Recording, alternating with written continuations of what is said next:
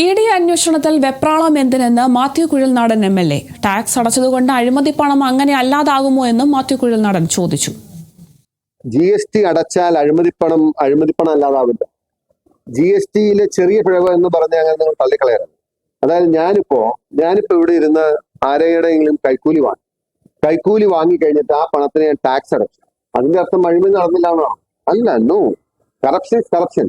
അതിനാണ് അവർ ശ്രമിച്ചത്. ഇന്നും അദ്ദേഹം ഡൽഹിയിലുണ്ട്. അദ്ദേഹത്തിന് മന്ത്രിമാരെ കാണാതിരിക്കാൻ പറ്റൂ, പ്രധാനമന്ത്രിയെ കാണാതിരിക്കാൻ പറ്റൂ. അത് അതിന്റെ വഴിക്ക് പോകും. അത് ഇതുമായിട്ടൊന്നും ബന്ധം വെറുതെ പറയാൻ വേണ്ടി പറഞ്ഞിട്ടുണ്ട്. ഇതിന്റെ അകത്ത് വലിയ ഒരു എക്സൈറ്റ്മെന്റോ എന്തൂസിയാസമോ ഒന്നും എനിക്കില്ല.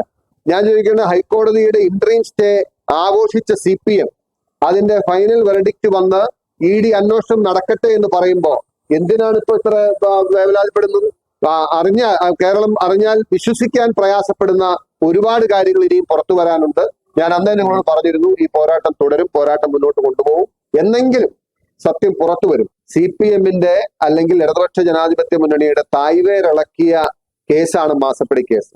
അതിൽ നിന്ന് അവർ ഇനിയും പഠിച്ചിട്ടില്ലെങ്കിൽ അവരുടെ വഴിക്ക് അവർ പോട്ടെ. അത് അതിനെക്കുറിച്ചൊന്നും അഭിപ്രായം പറയാൻ ഞാനാണല്ല.